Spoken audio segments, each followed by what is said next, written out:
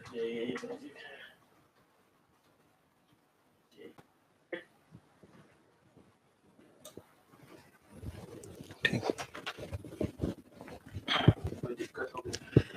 Morning, good morning सबको, good morning, very good morning.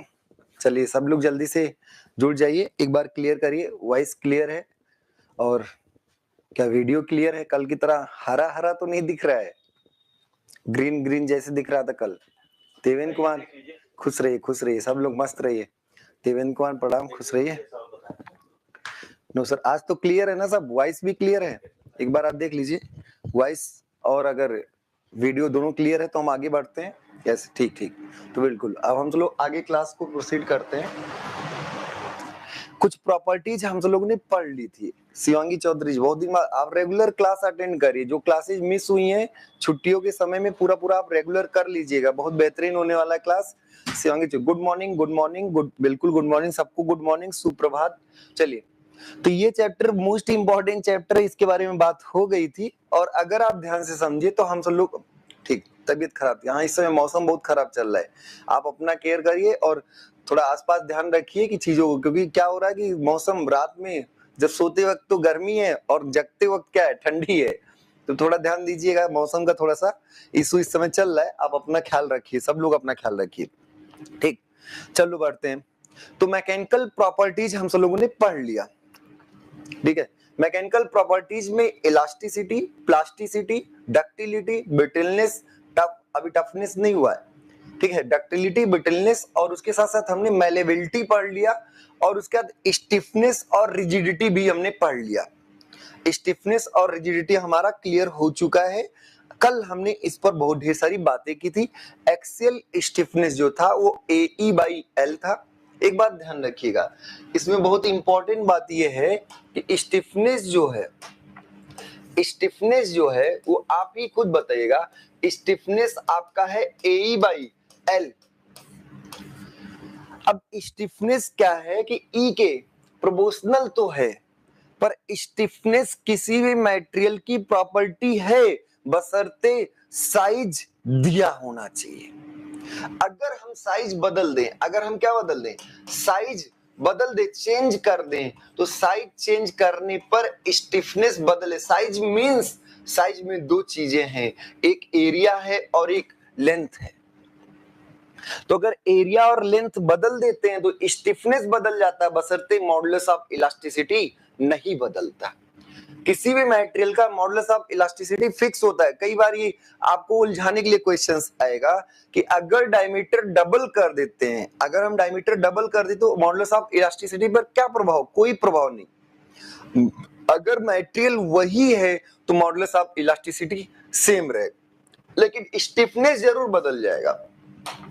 Stiffness क्या होगा? बदल जाएगा। क्यों? क्योंकि डायमीटर डबल करेंगे तो एक्सियल स्टिफनेस 4 टाइम्स हो जाएगा। क्यों? क्योंकि एरिया जो आपका है वो एरिया क्या है, π/4 d²। तो एक्सियल स्टिफनेस 4 टाइम्स होगा, जबकि अगर यही फ्लेक्सर या फिर टॉर्सनल स्टिफनेस होता तो d⁴ पर डिपेंड करता है, वो 16 टाइम्स हो जाता। ठीक है, तो अब ध्यान दीजिएगा, आज मोस्ट इंपॉर्टेंट प्रॉपर्टी हम आपको बताने वाले हैं। रिजिडिटी क्या होता है? पर यूनिट लेंथ स्टिफनेस ही रिजिडिटी कहलाता है। और स्टिफनेस और रिजिडिटी दोनों डिफॉर्मेशन की रेजिस्टिव प्रॉपर्टी हैं। ये दोनों बताते हैं कि कितना कम से कम डिफॉर्मेशन होगा। ठीक है, तो अब हम लोग आगे बढ़ते। आज बहुत ही इंपॉर्टेंट बात है हार्डनेस। क्या है हार्डनेस? ये क्या है? हार्डनेस का मतलब कठोरता से है। और कठोरता क्या होता है? कौन ज्यादा कठोर है भाई, कौन ज्यादा हार्ड है। तो हार्डनेस क्या है, आप सोच के इसको जैसे एकदम प्रैक्टिकली अगर आप इसको सोच पा रहे हैं तो आगे बहुत आसानी होने वाली है। हार्डनेस, कौन ज्यादा कठोर है, ये कैसे चेक किया जाए और ये क्या बातें बता रहा है। जैसे आप सोचिए कि हमें क्या करना है कि आलू काटना है चाकू से, तो क्यों चाकू से ही क्यों काटे? पहली बात। तो अगर आपको कोई भी चीज कट करना है, मान ली कोई भी मटेरियल कट करना है, इसको क्या करना है? कट करना। आलू है, लौकी है, बैगन भरता, कुछ भी है, तो क्या बर्थडे वाली चाकू से काट पाओगे? क्या बर्थडे वाली चाकू से काट पाओगे? क्वेश्चन यही, बर्थडे वाली जो प्लास्टिक वाली चाकू है उससे काट पाओगे? आप बताओ। गुरुजी नहीं कटेगा, बहुत मेहनत करनी पड़ेगी। तो अब क्वेश्चन आ रहा है कि आपने स्टील का चाकू क्यों यूज किया, क्या सोच के यूज किया, क्या बातें बदली थी? या क्वेश्चन है कि अगर हम किसी के हाथ को खुरचना चाह रहे हैं तो क्या हाथ से खुरचेंगे कि नाखून से खुरचेंगे? क्या ऐसे हाथ से अगर किसी का हाथ खुरचना चाहो खुरच पाओगे क्या? और नाखून से? नाखून से तो पूरा उजाड़ दिए, एक दो मसल ही निकाल दिए। बात समझ आ रही? तो यहीं पर इंपॉर्टेंट हो जाता है कि कौन कितना हार्ड, कैसे, क्या, ये क्या बता रहा है। किसी भी मटेरियल का, क्या बोले, किसी भी मटेरियल का सरफेस पर स्क्रैच और अगर सुई घुसाए उसको पेनिट्रेट होने से रोकना। अगर यहाँ पे सुई घुसाए, हो सकता है इसमें घुस जाए, पर वुड वाले या स्टील वाले किसी मटेरियल पर नहीं घुसेगा। बात समझ में? तो क्या है, किसी भी मटेरियल का अपनी सरफेस पर स्क्रैच, वियर, इंडेंटेशन, इंडेंटेशन मतलब उसको पेनिट्रेट करना, इंडेंटेशन, पेनिट्रेशन को रेजिस्ट करने की प्रॉपर्टी हार्डनेस कहलाती है। अब क्वेश्चन कि अगर आप ये चेक करोगे कि ये पेनिट्रेट हो रहा है, इंडेंट हो रहा है कि नहीं, इसमें सुई घुस रहा है कि नहीं, तो क्या वॉल्यूम में जाओगे कि सरफेस पर जाओगे? सरफेस पर ही तो चेक करोगे। उसके सरफेस क्या एकदम अंदर जा पाओगे? इसी अगर हम मसल्स के अंदर आपको जाने, कहीं जा पाओगे नहीं, पहले आप बाहर सरफेस को ही तो टच कर पाओगे। तो हार्डनेस क्या है? सरफेस प्रॉपर्टी, वॉल्यूम प्रॉपर्टी नहीं है। हार्डनेस पूरे वॉल्यूम की प्रॉपर्टी नहीं है। हार्डनेस एक सरफेस प्रॉपर्टी, सरफेस पर wear and tier, scratches, wear and tier, scratches, penetration और आइडेंटेशन, इन सबको, नॉचेज को रेजिस्ट करने की प्रॉपर्टी क्या कहलाती है? हार्डनेस कहलाती है। अब आप सोचिए, क्या क्या कोई भी बॉडी एब्सोल्यूट हार्ड होगा? अगर हम एक पेन से दूसरे पेन को इंसर्ट, अगर हम पेन को इसमें घुसा रहे हैं, हाथ में घुसा रहे हैं, तो ठीक है कि पेन की तुलना में सॉफ्ट है, पेन हार्ड है, क्यों? इसमें वो इंसर्ट हो जा रहा है। तुलनात्मक बातें हैं, हो सकता है कि कोई मटेरियल पेन से भी ज्यादा हार्ड हो, कोई भी मटेरियल हो सकता है पेन से भी, आपके क्या हो, सुई से भी, निडल से भी ज्यादा हार्ड हो। बात समझ में आ रही? तो क्वेश्चन ये है कि हार्डनेस आपकी रिलेटिव प्रॉपर्टी, 100% एब्सोल्यूट प्रॉपर्टी नहीं है। ठीक है, ये आपका रिलेटिव, और रिलेटिव के साथ साथ, रिलेटिव के साथ साथ ये क्या है? Surface property. हार्डनेस क्या है? Surface property. सरफेस हार्ड होना ज्यादा इंपॉर्टेंट, और सरफेस से हम चेक कर पाए। अब सोचिए कि कौन ज्यादा हार्ड है, कौन ज्यादा स्क्रैच को रेजिस्ट कर रहा है, कौन ज्यादा इंडेंटेशन को रेजिस्ट कर रहा है, ये कैसे पता चलेगा? और हम अलग अलग को कौन ज्यादा कौन कम हार्ड है ये क्यों निकालना चाहते हैं? गुरुजी, हमें क्या करना है? लेथ मशीन पर मशीनिंग भी करना है। और अगर लेथ मशीन पर मशीनिंग करना है और हम यहाँ पर वर्कपीस को होल्ड किए, चक में हम क्या किए? वर्कपीस को होल्ड किए और इस वर्कपीस के सामने ऐसे अपना टूल लगाए, ऐसे अपना क्या लगाए? टूल। और कहीं अगर टूल ही हार्ड नहीं है तो क्या ये उसके मटेरियल को रिमूव कर पाएगा कि वो इसके मटेरियल को रिमूव कर देगा? हार्ड यहां ज्यादा इंपॉर्टेंट हो जाता। अगर हार्ड होगा तभी तो वो उसमें पेनिट्रेट करके उसके मटेरियल को उजाड़ पाएगा। अगर हार्ड होगा तभी तो मटेरियल रिमूव कर पाएगा। बात समझ में आ रही ना? तो हार्डनेस से हमें यह पता चलता है कि अगर मटेरियल ज्यादा हार्ड है तो हम उससे दूसरे मटेरियल का मशीनिंग कर सकते हैं। अगर मटेरियल ज्यादा हार्ड है तो उससे दूसरे मटेरियल का मशीनिंग कर सकते हैं। क्या हम एमरी पेपर से ग्राइंड करके मटेरियल, जैसे आप सोचिए, चाकू लौकी के लिए हार्ड है, आलू के लिए हार्ड है, पर चाकू पर जो धार रखते हैं ग्राइंडिंग मशीन से, वो ग्राइंडिंग मशीन का उसका पार्टिकल चाकू से भी हार्ड है। समझ में आ रहा है ना? तो जब हमें चाकू अगर ब्लंट हो गया, उसका शार्पनेस खत्म हो गया, तो उस सिचुएशन में जब शार्पनेस खत्म हो जाएगा तो उसको भी तो किसी से शार्प करना है। और उसको जिससे साफ करेंगे वो ज्यादा हार्ड होगा, तभी तो इसके मटेरियल को रिमूव कर पाएगा। अच्छा, ज्यादा और कम में एक बात ध्यान रखिएगा, ना हम ज्यादा होते ना तुम ज्यादा होते। अगर तुम ज्यादा हो तो ऐसा नहीं है कि जैसे अगर हम पेन से इसको ऐसे खरोच रहे हैं तो ऐसा नहीं कि हाथ ही छिल रहा है, पेन भी छिल रहा है। अब ये अलग बात है कि हाथ सॉफ्ट है तो वो ज्यादा रिमूव होगा, उसमें स्क्रैचेस ज्यादा होंगे क्योंकि वो स्क्रैच को उतना ज्यादा रेजिस्ट नहीं कर पा रहा है। जबकि पेन ज्यादा हार्ड है तो उसके स्क्रैच करने की क्षमता कम होगी, उसमें भी स्क्रैचेस होंगे। बात समझ में आ रही? तो जहां 2-3 पार्टिकल्स टकराएंगे, मशीनिंग करनी होगी, तो आपको हार्डनेस की इंपॉर्टेंस समझ में आएगा, क्योंकि हम हार्ड मटेरियल से ही दूसरे मटेरियल का रिमूवल कर सकते हैं।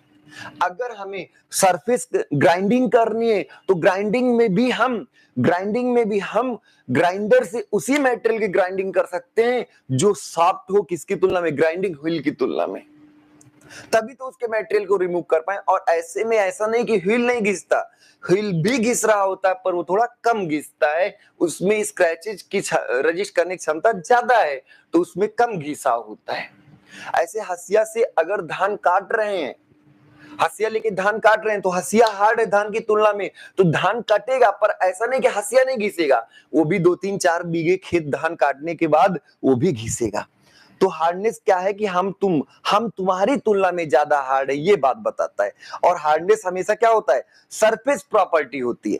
बात क्लियर हो गई, एकदम समझ में आया? अब क्वेश्चन की गुरुजी हर प्रॉपर्टी को नापते हैं, बताते हैं कि कैसे, तो आप बताइए हार्डनेस कैसे टेस्ट करोगे? कोई भी कहे कि कौन मटेरियल ज्यादा हार्ड है, ये कैसे टेस्ट करोगे आप बताइए आसानी से। चेक करने का क्या तरीका हो सकता है, आइडियल आपके पास क्या उपाय हो सकता है चेक करने का, आप बताइए। तो जैसे मान लीजिए कि कोई वर्कपीस हम लिए, ऐसे कोई वर्कपीस लिए, ये ए वर्कपीस है और ये बी वर्कपीस है। अब हम आपसे कहे कि ए बी में कौन ज्यादा हार्ड है, ये कैसे चेक कर पाओगे? तो गुरुजी दोनों हमारे पास है, दोनों देख लेंगे, ऐसे बता देंगे देख के, अच्छा तुम हनुमान जी, हाँ हाँ तुम ही हार्ड हो, ऐसा बता पाओगे क्या? हनुमान जी से बात पूछ के नहीं, गुरुजी हम एक क्या है, एक स्टैंडर्ड क्या ले लिए, इंडेंटर ले लिए, एक स्टैंडर्ड कोई बॉल कुछ भी ले लिए और इसमें ऐसे घुसाए। हम कोई स्टैंडर्ड क्या ले लिए, इंडेंटर, और उस इंडेंटर को इसमें पेनिट्रेट किए ऐसे, उसी इंडेंटर को, उसी को, नहीं कि दूसरा कोई नहीं, उसी इंडेंटर को इसमें पेनिट्रेट करे। जिसमें पेनिट्रेशन ज्यादा हो गया वो सॉफ्ट है, जिसमें पेनिट्रेशन क्या हो गया, ज्यादा हो गया, वो क्या है, सॉफ्ट है, और जिसमें पेनिट्रेशन कम हुआ उसमें हार्डनेस जाता है। यही एकदम स्टैंडर्ड तरीका है जांचने का। बात समझ में आ रही? तो कौन ज्यादा हार्ड है उसके लिए एक हम स्टैंडर्ड स्पेसिमेन बनाएंगे और उस स्पेसिमेन को हम क्या करेंगे, दोनों में पेनिट्रेट करेंगे, जिसमें पेनिट्रेशन ज्यादा उसकी हार्डनेस ज्यादा, सॉरी उसकी हार्डनेस कम, और जिसमें पेनिट्रेशन कम उसकी हार्डनेस ज्यादा। एक तो ये उपाय हो गया।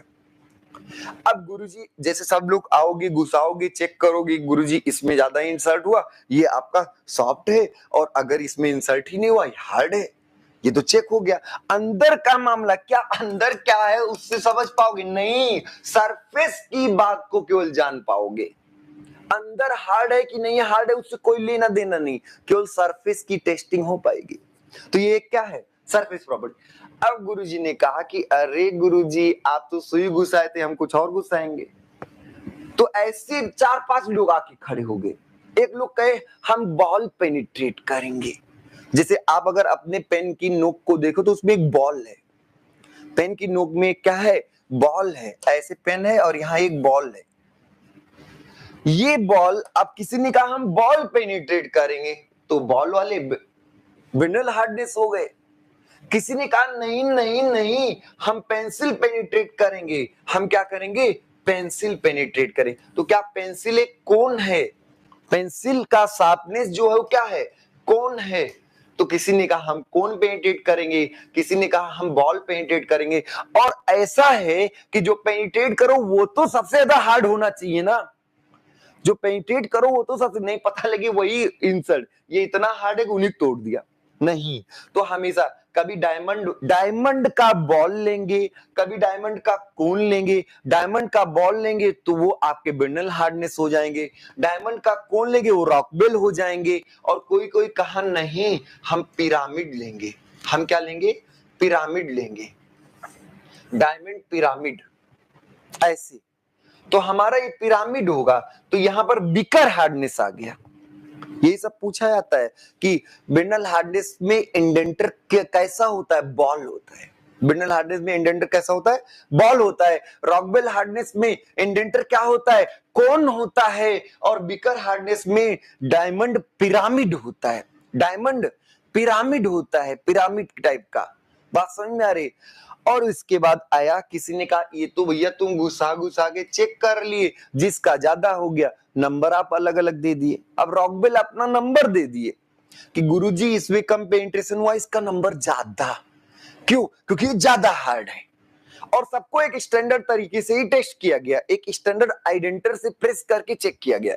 जिसमें इंसर्शन ज्यादा हुआ वो सॉफ्ट हुआ, उसकी हार्डनेस नंबर कम हुई वो कम हार्ड हुआ। ठीक है? देखिए एक सोच रखिए कि क्यों वही, अगर हम सब लोग उस समय होते जब ये रॉकबेल और ये सब ना किए होते तो हम भी ऐसे टेस्ट करते, हम भी ऐसे इंसर्ट करके घुसा घुसा के चेक करते कि ये ज्यादा हार्ड है कि कम हार्ड है। समझ पा रहे हैं ना? तो इंसर्ट करने से चीजें समझ में आ जाती हैं बस, और कोई बात नहीं। अब इसके बाद किसी ने कहा अच्छा हम इंसर्ट नहीं करेंगे, हम इंसर्ट नहीं करेंगे, हम क्या करेंगे कि यहाँ एक बॉल पटकेंगे यहां पर। अब सोचिए एक बॉल को ऐसे ड्रॉप किया गया, ऐसे पटका गया, और इसका जब पटक के वापस वापस तो जाएगा ना। अब ये वापस कुछ हाइट गया, इस पर भी उतने ही हाइट से बॉल को ड्रॉप किया गया, ये भी कुछ वापस जाएगा, ये भी कुछ वापस जाएगा।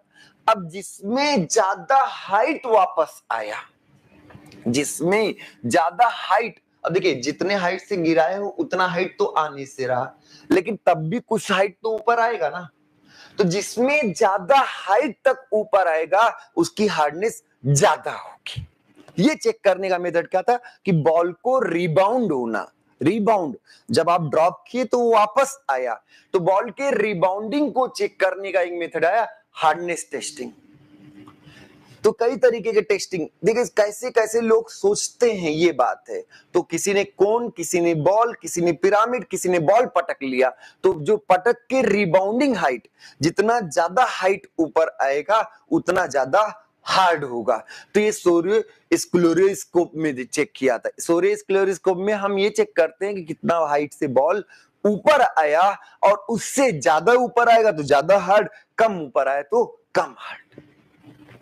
अगर बॉल उसी में ऐसे ड्रॉप किया उसी में इंसर्ट हो गया, जैसे कीचड़ में, कीचड़ में बॉल गया उसी में घुस गया, तो बिल्कुल हार्ड नहीं, वापस ही नहीं आया, बिल्कुल हार्ड नहीं। बात समझ में आ रही है ना? और अगर वही मान लीजिए बालू है, बालू में बॉल गिरा है ऊपर आएगा क्या? नहीं, बॉल में इंसर्ट हो जाए तो कोई हार्ड नहीं, उसकी सॉफ्ट ही सॉफ्ट है, बहुत सॉफ्ट सॉफ्ट है। ठीक है, क्लियर हो गया? तो अब आई थिंक हम सब लोग बेसिक चीजें समझ गए हैं। अब थोड़ा सा पढ़ लेते हैं। ये फार्मूला आपको याद रखना है। तो हार्डनेस में पहली बात क्या है? It is a surface property. It is a surface property, एक सरफेस प्रॉपर्टी। अच्छा एक बात सोचिए कि अगर हम बॉल इंसर्ट करते हैं, अगर हम क्या इंसर्ट करते हैं? बॉल ऐसे इंसर्ट करते हैं, क्या बॉल का कुछ डायमीटर होगा? क्या बॉल का कुछ डायमीटर डी है? बॉल का डायमीटर जैसे आप इंसर्ट करोगे, कभी आप क्रिकेट बॉल को इंसर्ट करके देखिए तो यहां एक कैविटी बनेगा। जब भी क्रिकेट बॉल को ऐसे इंसर्ट करके देखिए तो कैविटी बनेगा, और वो कैविटी भी तो ऐसे सर्कुलर ही होगा। उस कैविटी का भी तो कुछ डायमीटर होगा, स्मॉल डी। उस कैविटी का भी तो कुछ डायमीटर क्या होगा? Small D. आप खुद सोचिए, ऐसे कटोरी टाइप का थोड़ा सा घुस जाएगा इसमें, अगर आधा इंसर्ट हो जाए तब स्मॉल डी कैपिटल डी बराबर, अगर यही बॉल आधा इंसर्ट हो जाए तो स्मॉल डी और कैपिटल डी क्या हो जाएगा? बराबर। पर अभी तो अलग है, और डी क्या है? एक है बॉल डायमीटर और एक क्या है? कैविटी का डायमीटर है, जो आपने प्रेस करने पर बनाया। तो इसी में खैर चलिए अभी इसकी जरूरत पड़ेगी। तो हार्डनेस क्या है? Hardness is a surface property. Hardness is a surface property. ठीक, अब इसी में हम सब लोग आगे बात करते हैं। It is a surface property. इसके बाद hardness is the property. Hardness is the property, कौन सी property? By which material opposes, by which material opposes, क्या अपोज करता है? The surface deformation. सरफेस अगर वॉल्यूम डिफॉर्मेशन को अपोज करने की बात की, स्टिफनेस होता है पूरे सरफेस को, पूरे वॉल्यूम को डिफॉर्म होने से रेजिस्ट करने की प्रॉपर्टी स्टिफनेस है। पर ध्यान रखिए अगर सरफेस डिफॉर्मेशन रजिस्ट करने की बात आएगी तो हार्डनेस, मतलब वर्ड्स में बड़ा खेल है, ये प्रॉपर्टी बहुत खतरनाक होती है और एक बार समझ गए तो घुमा के चाहे जो पूछे। ठीक है, तो property by which material opposes, क्या opposes? The surface deformation like wear and tear, घिसाव को, उसके बाद पेनिट्रेशन, स्क्रैचेज, नॉचेज, इंडेंटेशन, इन सब का अपोज करता है। तो it is a property by which material opposes, material resist the surface deformation like wear and tear, penetration और इसके स्क्रैचेज एटसेट्रा। अगला when we, अभी आपको पता होना चाहिए, जब आप कार्बन परसेंटेज बढ़ाते, एक बार सुनिएगा, जब आप कार्बन परसेंटेज स्टील में बढ़ाते हैं तो modulus of elasticity remains unchange रहता है, सेम रहता है। उसके बाद हार्डनेस बढ़ती है, स्ट्रेंथ बढ़ता है, अल्टीमेट स्ट्रेंथ बढ़ता है, डक्टिलिटी घटती है, ब्रिटलनेस बढ़ता है। क्या करने पर? परसेंटेज कार्बन बढ़ाने पर। इस पर हमने पूरी डिटेल में लेक्चर ले रखा है। आई थिंक आपको ये चीजें समझ आ रही होंगी। क्लियर? तो ध्यान रखिए, when we increase the percentage of carbon, hardness will increase and ultimate strength increases। जब कार्बन परसेंटेज बढ़ाते हैं हार्डनेस भी बढ़ता है और कार्बन परसेंटेज भी बढ़ता है। आगे हार्डनेस क्या है? हार्डनेस इज डिफाइंड एज क्या? Hardness is defined as the resistance of material to penetration, resistance of material to penetration और परमानेंट डिफॉर्मेशन। और ध्यान रखिए विनल हार्डनेस ने बॉल को इंडेंट कराया था। विनल हार्डनेस ने किसको इंडेंट कराया था? बॉल को। और बॉल को जब इंडेंट कराया तो उन्होंने विनल हार्डनेस नंबर दिया। क्या विनल हार्डनेस नंबर है? 2p, p for load.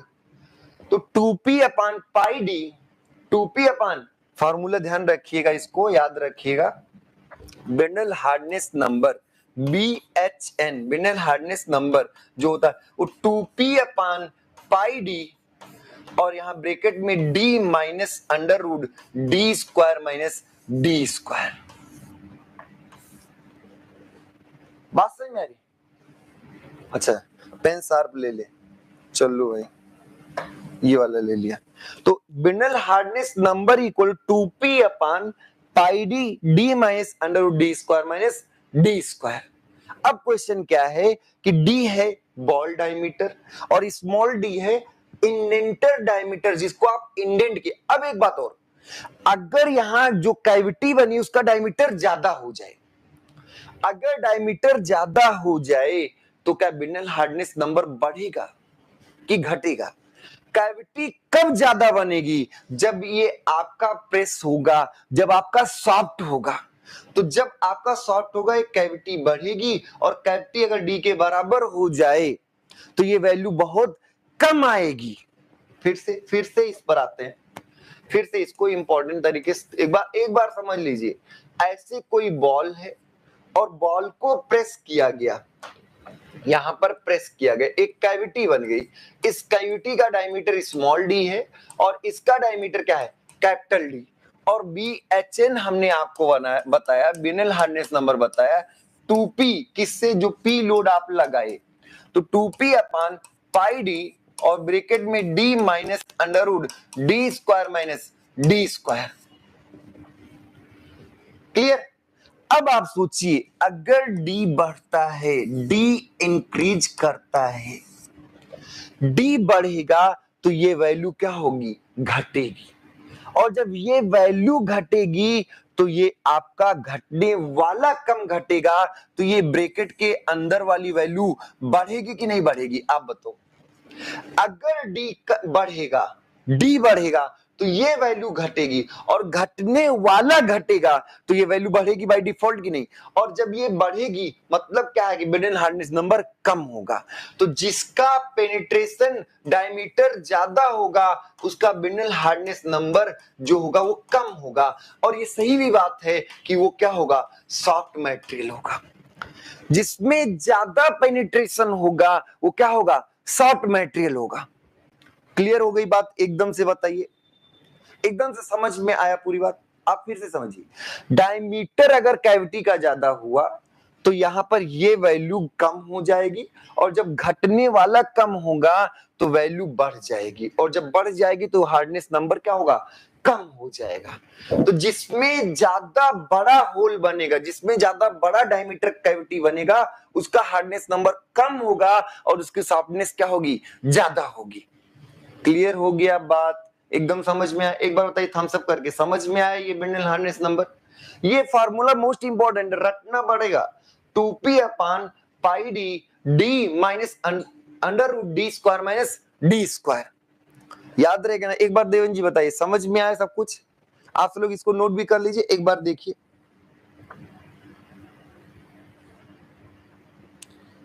सारी चीज समझ में आए, ठीक है। तो अब आगे बढ़ते हैं हम सब लोग, और आगे इसको फिर करते हैं। अभी बहुत चीजें बाकी है, अभी हार्डनेस खत्म नहीं हुआ। तो यहाँ standard load, diameter of ball और डायमीटर ऑफ इंडेंट लिखा है, जो आप इंडेंट किए उसका। अगला मोस्ट इंपॉर्टेंट, बहुत ही मत, देयर आर 4 प्राइमरी मेथड।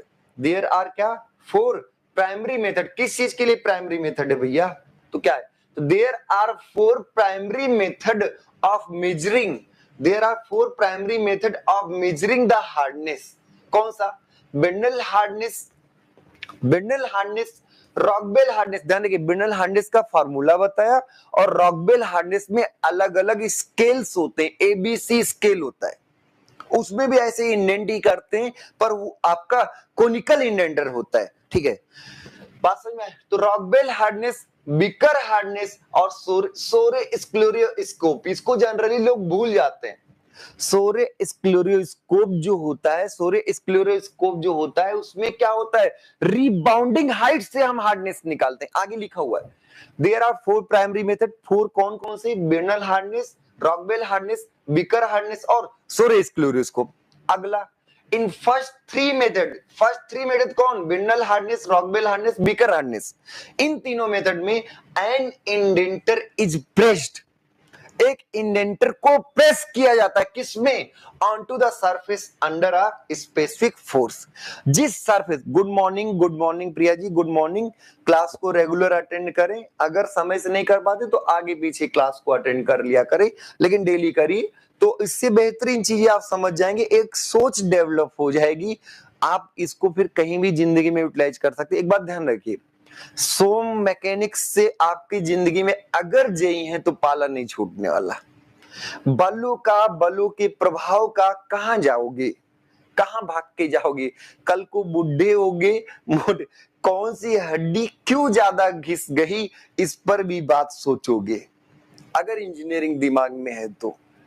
क्यों क्यों हम इधर क्या पैंट के एक पीछे की जेब की तरफ अगर हम पर्स रख रख के क्लासेस किए 10-10 घंटे, तो उस पर्स का क्या प्रभाव आया, कौन सी हड्डी कम घिसी और कौन सी हड्डी ज्यादा घिस गई, ये आपको बुढ़ौती में काम आएगा, ठीक है।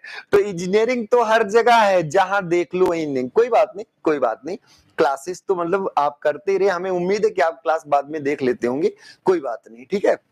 आइए, तो यही तो ऑनलाइन का फायदा भी है, ऑनलाइन का यही फायदा है कि जो चीज एक बार रिकॉर्डेड हो गई उसको आप कभी भी मार्क करके देख सकते हैं। बस यही है कि आपका अपना देखने का तरीका होना चाहिए। In first 3 method, Brinell hardness, Rockwell hardness, बिकर हार्डनेस में हम क्या करते हैं, एक स्पेसिफिक लोड पर इंडेंटर लगाते हैं, ठीक। अगला, इन सोरे स्क्लेरोस्कोप टेस्ट में क्या करते हैं, the height of rebound from the surface. जिस सरफेस को हम टेस्ट कैसे बॉल गिराए और इससे बॉल ऊपर आया, किस हाइट तक ऊपर आए उससे टेस्ट करेंगे। ज्यादा हाइट तक ऊपर आए मतलब सरफेस बहुत हार्ड था, बात समझ में आ रही। तो the height of rebound from the surface being tested indicates the hardness, indicate the hardness. अगला बहुत ही इंपॉर्टेंट टेबल है, इस इंपॉर्टेंट टेबल को बहुत ही, आप इसको चाहे एक बार देख लीजिए और मिलेगा जरूर, ये आपको दे बुकलेट में आपको मिलेगा। देखिए एक बार, हार्डनेस टेस्ट, पहला क्या लिखा हुआ, टेस्ट, पहला आपका टेस्ट, टेस्ट के बाद इंडेंटर, कैसा इंडेंटर होगा, और तीसरा साइड व्यू और दूसरा टॉप व्यू। अब बताइए, पहला आपका जूम कर देते हैं थोड़ा सा जिससे आप इसको और बेहतरीन तरीके से देख पाए।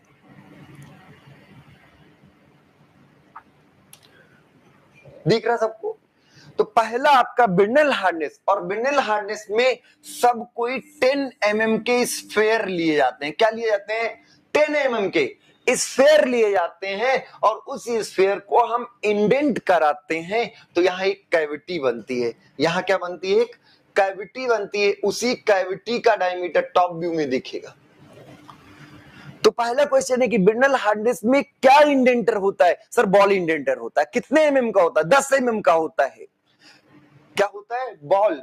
अरे याद रखिए, बिर्नल मतलब बॉल, बी फॉर बॉल, बिर्नल। तो बिर्नल में क्या होगा? बॉल 10 एमएम का बॉल होगा। अगला बिकर माइक्रो हार्डनेस टेस्ट करेंगे, इसमें डायमंड पिरामिड होगा।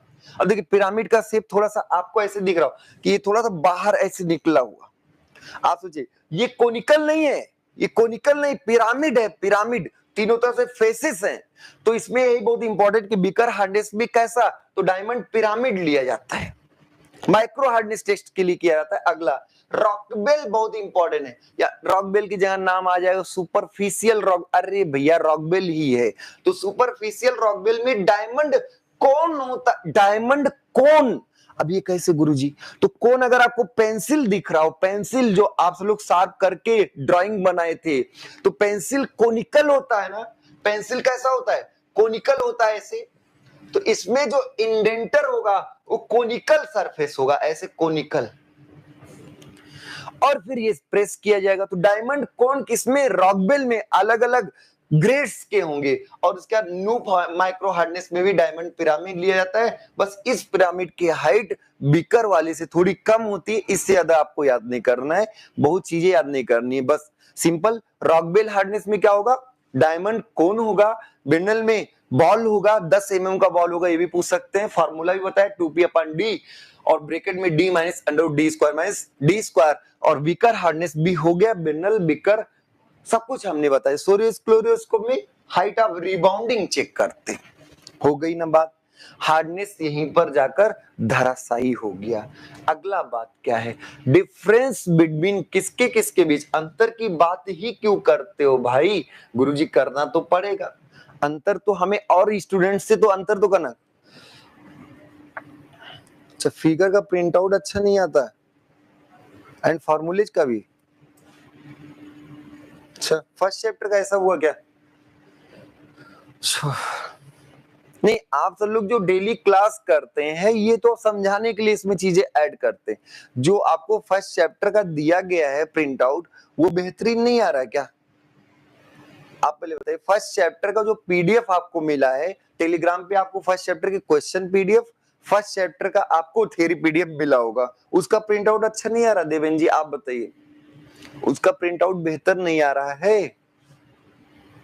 जो डेली पढ़ा रही इसका क्या है? ये तो बोर्ड से आपको सेव करके मिलता है। अच्छा चलिए, इस पे हम बात करेंगे, इसकी क्वालिटी को लेके हम बात करेंगे कि ऐसा क्यों हो रहा है। ऐसे पीडीएफ तो अच्छी प्रिंट आनी चाहिए, पीडीएफ तो और बेहतरीन प्रिंट आता है। खैर चलिए, हो सकता है टारगेट ऑन का ऐड बहुत ज्यादा घुसा दिया गया हो। चलिए करते हैं, इस पे बात कर लेंगे। सेकंड चैप्टर आज ही आपको भेजा जाएगा, हम उस पर बात कर रहे हैं। तो सेकंड चैप्टर की बुकलेट आपको आज मिल जाएगी। अच्छा, लेटर्स के अच्छे आते हैं, केवल फिगर और फार्मूले के नहीं आते। चलिए, फिगर फार्मूले ये सब टाइप नहीं करना चाहते ना, वही सब चीजें हैं। खैर चलिए, तो अब क्वेश्चन बहुत ही इंपॉर्टेंट, उस पर हम बात करेंगे, इसको हम और देखेंगे। ठीक है, बात ये चल रही, क्या चल रहा है आपका? आ रहा है रेजिलेंस।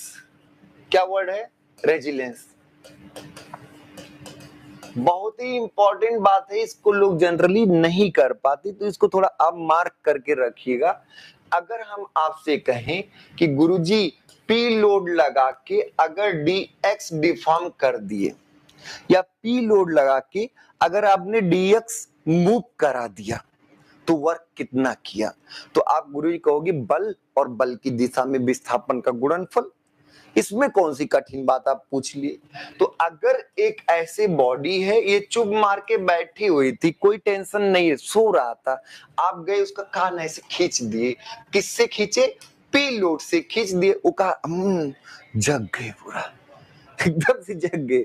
तो जैसे पी से खींचे, तो खींचने पर क्या मामला है, खींचने पर कान ये थोड़ा सा ऐसे बड़ा हो गया, कितना बड़ा हो गया, मान लीजिए डेल्टा, तो वह या dx, अच्छा इधर dx/2 ही होगा, इधर भी dx/2 होगा, ओवरऑल dx मान लीजिए बढ़ गया, ओवरऑल कितना बढ़ गया, dx बढ़ गया। बात समझ में आ रही। अब क्या होगा आप बताओ, अगर dx बढ़ गया तो आपने उसके कान खींचने में p इंटू dx काम किया है ना, और ये काम कहां जाएगा, बेकार जाएगा, निरर्थक, उसका काम खींचे, कान खींचे हो, ये बेकार जाने वाला है, बेकार नहीं जाने वाला है। अभी जैसे कान छोड़ोगे तब बताएगा वो। तो वो क्या किया कि इस वर्क को अपने अंदर थोड़ी लंबाई बढ़ा के एनर्जी के फॉर्म में स्टोर कर लिया। अब क्वेश्चन आया कि सर गुरुजी डिफॉर्म हुआ तो स्ट्रेन होगा, डिफॉर्म हुआ तो क्या होगा, स्ट्रेन होगा। डिफॉर्मेशन से तुरंत स्ट्रेन की बात आएगी, क्योंकि स्ट्रेन क्या होता है, change in dimension upon original dimension, change in dimension upon original dimension. तो जब स्ट्रेन आएगा और स्ट्रेन की वजह से एनर्जी स्टोर करना स्ट्रेन एनर्जी कहलाता है। स्ट्रेन की वजह से energy stored due to strain, energy stored due to क्या, स्ट्रेन। ये आगे स्ट्रेन एनर्जी एक चैप्टर भी हम आपको डिटेल में कराएंगे, पर अभी के लिए एनर्जी स्टोर्ड, एनर्जी स्टोर्ड किसकी वजह से, ड्यू टू स्ट्रेन, स्ट्रेन की वजह से एनर्जी जो स्टोर होता है वही क्या कहलाता है, वही एक बापू टाइप की बात कहलाता है। क्या कहलाता है, स्ट्रेन एनर्जी, वही क्या कहलाता है, स्ट्रेन एनर्जी। तो स्ट्रेन एनर्जी क्या होता है, energy stored due to strain. और गुरुजी स्ट्रेन क्यों आप करते हो ऐसा, तो इसलिए जब हम किसी भी बॉडी पर लोड लगाते, डिफॉर्मेशन होता है, कार्य होता है, कार्य के करने की वजह से एनर्जी स्टोर हो जाती है, एनर्जी स्टोर हो जाती है। अब जब आपसे बात करें तो फोर्स इनटू डिफॉर्मेशन ही वर्क डन हो गया।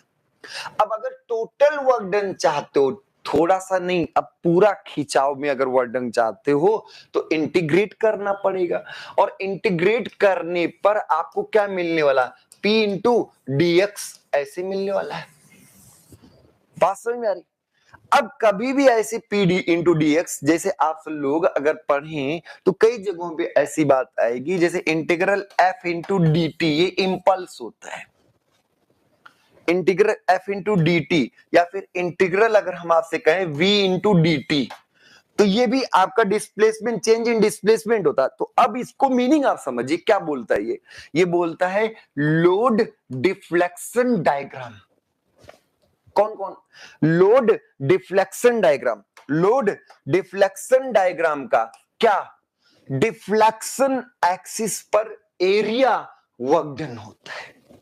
क्या बोला, लोड डिफ्लेक्शन डायग्राम का डिफ्लेक्शन एक्सिस पर एरिया वर्क डन होता है। ऐसे अगर हम बात करें, ऐसे अगर हम बात करें तो फोर्स और टाइम डायग्राम का, समय, बल और समय ग्राफ का, क्या बोला, बल और समय ग्राफ का समय अक्ष पर area, the area under the curve of force time diagram on time axis is known as impulse, is known as impulse, आवेग। तो आवेग क्या, F इंटू डी टी है, इंटीग्रेट कर दी तो ये एरिया, इंटीग्रेशन एरिया देता है, डिफरेंशिएशन स्लोप देता है। ये बात बचपन से खेले जा रहे हैं। तो अब ध्यान दीजिए, अब क्वेश्चन आया कि अगर आपको लोड डिफ्लेक्शन डायग्राम दिया है, अगर आपको क्या दिया है, लोड और इधर क्या, डिफ्लेक्शन डायग्राम, तो आपको जो भी डायग्राम मिलेगा, जो भी डायग्राम मिलेगा उसका एरिया इसके नीचे जो मिलने वाला है वो क्या होगा, work done, load into deflection diagram. एकदम क्लियर हुआ। अब अगर हम लोड में ये खुराफात करने चल दिए, लोड में अगर हम एक constant value cross sectional area से और डिफ्लेक्शन में कांस्टेंट वैल्यू इनिशियल लेंथ से भाग कर दें तो क्या फर्क पड़ने वाला है? देखिए, कांस्टेंट वैल्यू से अगर आप भाग कर देते हो तो जो वैल्यू बढ़ रही थी हो सकता है कुछ कम हो जाए, पर शेप तो वैसे रहने वाला ना। जैसे अगर कांस्टेंट वैल्यू से हर एक बातों को, हर एक पॉइंट को आपने डिवाइड कर दिया तो क्या हुआ? शेप नहीं बदलेगा, शेप नहीं, साइज जरूर बदल जाएगा, वैल्यू जरूर बदल जाएंगी। और उस समय आपको क्या मिलने वाला है? उस समय आपको मिलने वाला है स्ट्रेस स्ट्रेन डायग्राम। उसका शेप वैसे ही कुछ रहेगा, स्ट्रेस स्ट्रेन डायग्राम का भी शेप वैसे ही कुछ रहेगा, बस हो सकता है कि उसका साइज कम और ज्यादा हो जाए, उसका भी छोटा बड़ा हो सकता है, पर शेप वैसा ही रहेगा जैसा लोड डिफ्लेक्शन। पर लोड डिफ्लेक्शन के नीचे का एरिया जो देगा वो क्या देगा? एनर्जी। वो क्या देगा? एनर्जी देगा। किसके नीचे वाला? किसके नीचे वाला? लोड डिफ्लेक्शन डायग्राम वाला। तो लोड डिफ्लेक्शन डायग्राम के नीचे वाला क्या देगा? एनर्जी। और एक बहुत ही इंपॉर्टेंट बात, एक और बहुत बड़ी बात, तो जो वर्क है वो वर्क है integral P into D delta. हमने कहा ए नॉट से भाग और एल नॉट से भाग, और यहां पर ए नॉट और एल नॉट से गुणा, कोई दिक्कत नहीं, सेम चीज से गुणा, सेम चीज से भाग। पर अब ये जो हो गया, ये हो गया W upon A not L naught, और ये हो गया क्या? Sigma into d epsilon. Load upon initial cross sectional area हो गया स्ट्रेस, लोड अपान एरिया क्या हो गया? स्ट्रेस, और डिफॉर्मेशन अपान लेंथ क्या हो गया? स्ट्रेन। अब ध्यान दीजिए, क्या ये जो कर्व है, ये जो है, ये वर्क दे रहा है कि वर्क अपान एरिया दे रहा है? वर्क अपान एरिया दे रहा है। ये क्या दे रहा है? वर्क अपान एरिया, सॉरी, वर्क अपान वॉल्यूम दे रहा है। एरिया इंटू लेंथ क्या हो जाएगा? वॉल्यूम। तो स्ट्रेस स्ट्रेन डायग्राम का एरिया, स्ट्रेस स्ट्रेन डायग्राम का जो नीचे का एरिया होगा, वो एरिया क्या देने वाला है? ये एनर्जी नहीं देगा, ये एनर्जी अपान वॉल्यूम देगा। एनर्जी अपान क्या देगा? वॉल्यूम देगा। बात समझ में एकदम क्लियर से? एकदम बात। जब लोड डिफ्लेक्शन डायग्राम हो तब वर्क होता है, और जब आपका स्ट्रेस स्ट्रेन डायग्राम हो तो वर्क या एनर्जी, और जब स्ट्रेस स्ट्रेन डायग्राम होता है तो एनर्जी पर यूनिट वॉल्यूम देता है। ये बात एकदम क्लियर, याद रहेगा, एकदम क्लियर है, समझ में आ रहा है ना? इस बात को पहले नोट कर लीजिएगा, पहले इसको कॉपी कर लिए, फिर से बोल दे रहे हैं, the area under the curve of, कौन सा curve? Load deflection diagram on the deflection axis gives energy और work done, while the area under the curve of stress strain diagram, area under the curve of stress strain diagram on strain axis, on strain axis gives energy per unit volume, means energy density। Energy per unit volume क्या मतलब? Energy density देता है। तो जब stress strain diagram बात करेंगे area, तो आप एनर्जी डेंसिटी बोलिएगा। अच्छा, बिल्कुल समझ में नहीं आया, बड़ा दिक्कत। फिर से आइए, जब आपको कभी भी इंटीग्रल कोई वर्ड लिखा हो, जैसे इंटीग्रल हम आपसे लिख दे P इंटू डीवी, अब बताइए P इंटू डीवी क्या बता रहा है? Pressure volume graph. P into D V क्या बता रहा है? प्रेशर वॉल्यूम ग्राफ का वॉल्यूम एक्सिस पर एरिया। अगर आपको यहाँ प्रेशर हो, यहाँ वॉल्यूम हो और कोई ग्राफ हो, तो उसके नीचे का जो एरिया होगा, ये एरिया होगा, ये क्या देगा? ये आपको देगा इंटीग्रल P इंटू डीवी देगा। तो प्रेशर वॉल्यूम किसका? प्रेशर वॉल्यूम ग्राफ का वॉल्यूम एक्सिस पर एरिया इंटीग्रल पीडीबी होगा, जो आगे आपको वर्क डन बताया जाएगा थर्मोडायनेमिक्स। तो ये तो समझ पा रहे हैं ना कि इंटीग्रल क्या बताता है? इंटीग्रल बताता है एरिया। इंटीग्रल क्या बताता है? एरिया बताता है। क्लियर हुआ? ये तो आपको आता है ना कि इंटीग्रल क्या बताएगा? एरिया बताएगा। किसका एरिया बताएगा? जो यहां रहेगा, जो यहां रहेगा, उस ग्राफ का एरिया बताएगा। देवेंद्र जी आप बताइए, ये तो क्लियर है ना कि एरिया बताता है? ठीक है, चलो भाई, अब आपको एरिया अगर पता है तो हम आपसे कहे कि वर्क डन जो होता है वो होता है फोर्स, फोर्स की जगह P यहां लिख दे रहे हैं, और ये डिफ्लेक्शन। तो अब आप बताइए वर्क डन क्या होगा? फोर्स और डिफ्लेक्शन डायग्राम किसका? फोर्स और डिफ्लेक्शन डायग्राम का क्या? फोर्स और डिफ्लेक्शन डायग्राम का एरिया। तो अगर कभी आपको ग्राफ ये दिया हो कि यहां इधर फोर्स है और इधर क्या है? डिफ्लेक्शन है, और कोई भी कर्व दिया है, तो उसके नीचे का जो एरिया होगा ये क्या देगा आपको? ये एरिया क्या देगा? ये आपको वर्क ही तो देगा, क्योंकि यही क्या है? P इंटू डी एक्स है कि नहीं? अब ये चीज समझ में आया कि force deflection diagram, force deflection diagram का एरिया वर्क डन देगा। ये तो समझ में आया? एक बार इसको बताइए, ये समझ में आया? फोर्स डिफ्लेक्शन डायग्राम का एरिया क्या देगा? वर्क डन देगा। वर्क डन मींस एनर्जी देगा। तो जब कभी लोड डिफ्लेक्शन डायग्राम हो तब एनर्जी समझिएगा। जब लोड डिफ्लेक्शन डायग्राम होगा तो क्या होगा? एनर्जी। फोर्स मतलब लोड ही तो है। तो जब कभी आपसे बोला जाए कि गुरुजी लोड डिफ्लेक्शन डायग्राम दिया है, क्या दिया है? लोड डिफ्लेक्शन डायग्राम दिया है, तब आप समझिएगा कि इसके नीचे का जो एरिया होगा, इसके नीचे का जो एरिया होगा वो क्या देगा? एनर्जी देगा। ठीक है, लोड डिफ्लेक्शन डायग्राम के नीचे का एरिया क्या देगा? एनर्जी। और एनर्जी का मात्रक क्या होगा? जूल। एनर्जी का मात्रक क्या होगा? Joule, kilo joule, mega joule, calorie, जो भी होगा। क्लियर? तो ये ध्यान रखिएगा। अब आगे बढ़े, अब आगे बढ़ते हैं। अब आप बताइए, जो W है वो है P इंटू डी एक्स। छोटा सा W, अगर इंटीग्रेट कर दे तो पूरा W। आपने कहा कि हम गुरुजी इनिशियल एरिया से भाग करेंगे, किसी भी इनिशियल, ऐसे इसका क्रॉस सेक्शनल एरिया क्या है? A नॉट, और लंबाई क्या है? L not. तो हमने कहा ठीक है भाग कर लो, लेकिन तुरंत उसी से गुणा भी करना। किसी ने कहा नहीं गुरुजी हम लंबाई से भी, इनिशियल लंबाई से भाग करें। हम कहे कर लो कोई बात नहीं, हम कह रहे उससे गुणा भी कर दो, कोई फर्क पड़ा क्या?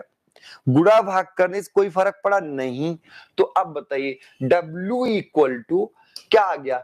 P अपान एरिया, लोड अपान एरिया, क्या स्ट्रेस हो जाएगा? लोड अपान एरिया क्या स्ट्रेस हो जाएगा? आप बताओ। और ये डिफ्लेक्शन अपान लेंथ क्या स्ट्रेन हो जाएगा? और छोटा स्ट्रेन। आप बताओ, लोड अपान एरिया, लोड अपान एरिया क्या हो गया? स्ट्रेस, और डिफ्लेक्शन अपान लेंथ क्या हो गया? स्ट्रेन। और ये ऐसे रहने दिए, ए नॉट इंटू एल नॉट। अच्छा, ए नॉट इंटू एल नॉट क्या होगा? क्रॉस सेक्शनल एरिया और लेंथ क्या होगा? वॉल्यूम होगा कि नहीं? Cross sectional area into length क्या होगा? वॉल्यूम होगा। तो अब बताइए यहां हम क्या W upon A not L nought equal to stress into strain लिख सकते हैं ऐसे? आप बताओ, कोई दिक्कत तो नहीं? जल्दी जल्दी हो गया तो यही चीज पहले भी गया। तो अब बताइए इधर इसको भाग कर सकते हैं। अब जब इसका एरिया करेंगे, जब इसका एरिया करेंगे, जब इसको इंटीग्रेट करेंगे, तो वर्क देगा कि वर्क अपान वॉल्यूम देगा? वर्क देगा कि वर्क अपान वॉल्यूम देगा? आप बताइए देवेंद्र जी, किसका एरिया? इसका एरिया। और ये एरिया है क्या? ये एरिया क्या है? Stress strain diagram, stress strain diagram. Stress strain diagram का स्ट्रेन एक्सिस पर एरिया वर्क अपान वॉल्यूम देता है, वर्क अपान वॉल्यूम देता है। Work means energy work. तो अब ध्यान दीजिएगा ये क्या हो गया? एनर्जी। वर्क मींस आप एनर्जी, जो आप काम करोगे वही एनर्जी के रूप में स्टोर होगा। तो वर्क अपान, सॉरी, एनर्जी अपान ए इंटू एल क्या है? ए इंटू एल क्या है? वॉल्यूम। एनर्जी अपान वॉल्यूम जो होगा वो क्या होगा? स्ट्रेस इंटू स्ट्रेन का गुणनफल का इंटीग्रल, अगर आप टोटल चाहते हैं अगर आप टोटल चाहते तो क्या होगा, इंटीग्रल। तो ये ध्यान दीजिएगा, अब ये ध्यान दिए क्या होगा, ये area under the curve, area under the curve, कौन सा curve, area under the curve of sigma and epsilon, sigma and epsilon, sigma and epsilon on epsilon axis, on epsilon axis। तो area under the curve of stress strain diagram, area under the curve of stress strain diagram on strain axis gives energy, नहीं energy per unit volume. और जब भी ये बात ध्यान रखिएगा, ये क्लियर हुआ, पहले ये बताइए ये क्लियर हुआ, जब आपसे हम कभी भी बोलेंगे स्ट्रेस स्ट्रेन डायग्राम, तुरंत आप कहोगे गुरुजी ये एनर्जी नहीं है, एनर्जी पर यूनिट वॉल्यूम है। जब हम आपसे कहेंगे लोड डिफ्लेक्शन डायग्राम, तुरंत आप कहोगे गुरुजी ये एनर्जी है, ये क्या है, एनर्जी। अच्छा इसका मात्रक क्या होगा, इसका मात्रक क्या होगा, तो इसका मात्रक क्या होगा, जूल पर मीटर क्यूब होगा। जूल पर वॉल्यूम है तो मीटर क्यूब होगा कि नहीं। तो जब कभी स्ट्रेस स्ट्रेन डायग्राम का एरिया की बात आएगी तो आप एनर्जी डेंसिटी समझेंगे और फिर आप उसको बोलेंगे कि जूल पर मीटर क्यूब में होगा, किसका एरिया, स्ट्रेस स्ट्रेन डायग्राम का। और जब कभी आपसे लोड डिफ्लेक्शन की बात करेगा तो लोड डिफ्लेक्शन का एरिया जो आएगा वो आपका क्या होगा, वर्क या फिर एनर्जी। ठीक है, एकदम अब क्लियर हो गई बात, एकदम से ध्यान रखिएगा, बहुत इंपॉर्टेंट चीजें हैं इसलिए थोड़ा हमने टाइम दे दिया। तो जब कभी हम आपसे बोलें कि हमारा ग्राफ जो है वो लोड डिफ्लेक्शन डायग्राम है, तो इसके नीचे जो भी एरिया आएगा वो गुरुजी तुरंत एनर्जी होगा, वो क्या होगा, एनर्जी। जब कभी हम स्ट्रेस स्ट्रेन डायग्राम आपका बनाएंगे, कैसा बनाएंगे वो आपको पता है कि अलग अलग मटेरियल का अलग अलग होता है। तो जब भी हम ऐसे बनाएंगे स्ट्रेस स्ट्रेन डायग्राम, इसके नीचे का एरिया जो होगा वो एनर्जी नहीं होगा, वो एनर्जी नहीं होगा, वो एनर्जी पर यूनिट वॉल्यूम होगा, एनर्जी पर यूनिट क्या होगा, वॉल्यूम होगा। अब क्लियर है, याद रहेगा ना। एक दो बातें और बता दे रहे हैं जो अभी से ध्यान रखो, अगर कहीं पर ये बात शायद हम कभी बता भी दिए हो, रेट वर्ड आए, रेट, तो रेट का मतलब वो वैल्यू अपॉन टाइम है, क्या है, टाइम। अगर जैसे हम आपसे कहें मास फ्लो रेट, तो मास फ्लो रेट बोलेंगे तो आप तुरंत कहोगे मास अपॉन टाइम है। अगर हम वॉल्यूम फ्लो रेट बोलेंगे, अगर हम वॉल्यूम फ्लो रेट, तो आप तुरंत बताओगे कि वॉल्यूम अपॉन टाइम है। अगर हम डिस्प्लेसमेंट का रेट बोलेंगे तो आप कहोगे सर डिस्प्लेसमेंट अपॉन टाइम है। अगर हम आपसे वेलोसिटी का रेट बोलेंगे तो वेलोसिटी अपॉन, मतलब रेट का मतलब अपॉन टाइम से है, रेट मतलब क्या है, टाइम से है। ये बात हमेशा के लिए याद रखिएगा, हमेशा के लिए। और जब कभी कभी भी ग्रेडियंट की बात करें, जब कभी क्या कहे, ग्रेडियंट की बात करें, बहुत इंपॉर्टेंट चीज एक साथ ध्यान रखिए, ये कोई भी क्वांटिटी हो सकती है, ये आपका आलू भी हो सकता है, तो ये आलू का रेट है, आलू अपन टाइम। ठीक है, कोई भी ध्यान रखिए, कोई भी चीज का रेट अगर बोले तो वो अपन टाइम, कभी भी एक्सीलरेशन का रेट बोले एक्सीलरेशन अपन टाइम, अगर हीट फ्लो रेट बोले तो हीट अपन टाइम, एनर्जी का रेट बोले एनर्जी अपन टाइम, सब कुछ। और ग्रेडियंट जब बोले, जब भी ग्रेडियंट बोले तो ये मतलब डिस्टेंस, ये मतलब क्या है, डिस्टेंस, डिस्टेंस है। ये क्या हो गया, तुरंत आपका डिस्टेंस हो गया। तो ध्यान रखिए यहां पे कुछ भी आलू की जगह लौकी लिख लो, तो लौकी का अगर ग्रेडियंट बोला जाए, जैसे आपसे बोले वेलोसिटी ग्रेडियंट, अभी आप पढ़ रहे होंगे फ्लूइड में, तो वेलोसिटी ग्रेडियंट कुछ नहीं है, वेलोसिटी अपॉन डिस्टेंस है, वेलोसिटी अपॉन डिस्टेंस है। अगर हम आपसे बोले टाइम, सॉरी टेम्परेचर ग्रेडियंट, तो टेम्परेचर ग्रेडियंट का मतलब हुआ कि टेम्परेचर अपॉन डिस्टेंस है। जब भी वर्ड ग्रेडियंट दिमाग में आए, जब भी ग्रेडियंट बोले, तुरंत आप डिस्टेंस से भाग कर दो। बात समझ में आई, ग्रेडियंट क्लियर हुआ। लौकी अपॉन ग्रेडियंट कुछ भी आ जाए सर, उसका ग्रेडियंट मतलब डिस्टेंस से भाग, किससे भाग, डिस्टेंस। और जब कभी इंटेंसिटी की बात आए, जब कभी क्या है, इंटेंसिटी की बात है, तीव्रता की बात है, तो जैसे इंटेंसिटी बोले उसका मतलब हुआ पर यूनिट एरिया। उसका मतलब क्या हुआ? Per unit area. तो एक तरीके से जो स्ट्रेस है वो इंटरनल रेजिस्टिव फोर्स इंटेंसिटी ही है। इंटरनल रेजिस्टिव फोर्स इंटेंसिटी है, तो इंटेंसिटी होता है पर यूनिट एरिया। और एक नया फिर से बोल दे रहे हैं, इंटेंसिटी जब भी आए, इंटेंसिटी जब भी आए तो आपका इंटेंसिटी का मतलब ही होता पर यूनिट एरिया। यहां जो भी रहेगा, जैसे मास इंटेंसिटी बोले तो मास अपन एरिया, अगर वेलोसिटी वेलोसिटी अपन एरिया, अगर आपसे कोई पूछे एनर्जी इंटेंसिटी तो एनर्जी अपन एरिया, लाइट की इंटेंसिटी तो लाइट की इंटेंसिटी मतलब उसकी तीव्रता मतलब एनर्जी पर यूनिट एरिया, कुछ भी इंटेंसिटी। और जब कभी डेंसिटी बोले, जब कभी क्या बोले डेंसिटी, तो डेंसिटी का मतलब हुआ, ध्यान रखिएगा, पर यूनिट वॉल्यूम। डेंसिटी का मतलब क्या हुआ? Per unit volume. अगर यहां पर मास बोल दिया, कुछ भी क्वांटिटी हो सकती है, कुछ भी क्वांटिटी हो सकती है, तो क्वांटिटी का अगर डेंसिटी वर्ड बोल दिया तो डेंसिटी का मतलब क्वांटिटी अपॉन वॉल्यूम। कौन सी क्वांटिटी? अगर आपसे मास डेंसिटी बोला तो mass upon volume, weight density मतलब weight upon volume, energy density मतलब एनर्जी अपॉन वॉल्यूम।